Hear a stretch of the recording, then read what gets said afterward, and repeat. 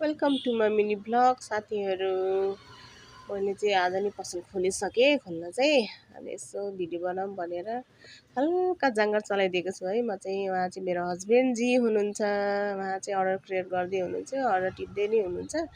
हल्का अर्डर सर्डर आउँछ कोही कोही बेलामा। अनि अब यस्तो बोलिरहँदाखेरि चाहिँ हल्का ब्याकग्राउन्डमा अलिकति बेसी आवाज आउन सक्छ है, किनभने अलि रोड छेउमै छ नि त पसल। त्यही भएर गाडी बाइकहरू चाहिँ हिँडिरहेको हुन्छन्, गुडिरहेको हुन्छ।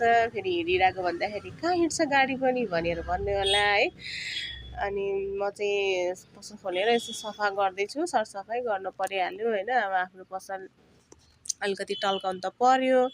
अनि म चाहिँ एउटा दुइटा लुगा फेरेर चाहिँ डम्मीहरू बाहिर राख्दैछु कि साथीहरू। अनि मेरोमा चाहिँ अब सामानहरू आइरहेको हुन्छ। अनि म चाहिँ चाँडै चाहिँ कहिले पनि डम्मीलाई चाहिँ ड्रेसहरू फेरिदिँदैन, किनभने पछि नयाँ सामानहरू अपडेट गर्नुपर्ने हुन्छ, ड्रेसहरू फेरिदिनु पर्ने हुन्छ। त्यही भएर म चाहिँ पहिले डम्मीहरू फटाफट बाहिर राखेर चाहिँ सरसफाइ गर्ने गर्छु। अनि के साथीहरू, मेरो चाहिँ च्यानल सब्सक्राइब गरिदिनु ल। म चाहिँ सुरुमा हो, अब कस्तो हुन्छ के हुन्छ मलाई पनि थाहै हुँदैन क्या। अब कसरी बोलिरहेको हुन्छु नि थाहा हुँदैन।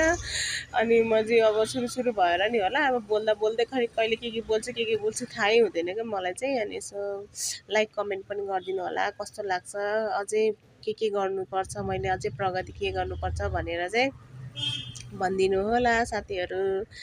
अनि मेरो हस्बेन्ड चाहिँ खै त फोटो खिचौँ भनेर एउटा टी सर्टको फोटो खिचेर अब कता पठाउँदै हुनुहुन्छ होला सायद होइन। अनि हेर्नु न मेरो हाम्रो चटक चाहिँ हेरी के हुन्छ। अनि मलाई चाहिँ खालि बुढालाई जिस्काइरहनु मन लाग्छ कि। अनि त्यहाँबाट म चाहिँ धुलोहरू झार्दैछु झार्नु चाहिँ। अनि हाम्रो सिमन फेसन भन्ने पेज पनि छ कि साथीहरू टिकटकमा, त्यो पनि यहाँ पनि गएर यसो हेरिदिनु होला। सामानहरू मन परेर अर्डर गरिदिनु होला। यो चाहिँ मेरो पोखराको एउटा अर्डर थियो मेरो चाहिँ। अनि यो चाहिँ मेरो बाबुको स्कुल सुरु भयो, ऊ चाहिँ 4 क्लास गएको साथीहरू। अनि त्यसकै थियो वेलकमिङको। अनि मेरो बुढा चाहिँ सामान लिएर पनि गइसक्नु भयो। अनि म चाहिँ यता बढाएर कुराहरू गर्दैछु कि साथीहरू। अब के कस्तो हुन्छ हेरेर प्रतिक्रिया चाहिँ दिनु होला, कमेन्ट चाहिँ गरिदिनु होला है साथीहरू। अब खासै बोल्न त आउँदैन मलाई। अब अलिअलि जस्तो जाने नजानेको चाहिँ बोलेर हालेको छु मैले चाहिँ। अनि पसल त यति फोहोर हुन्छ क्या साथीहरू, यति फोहोर हुन्छ है।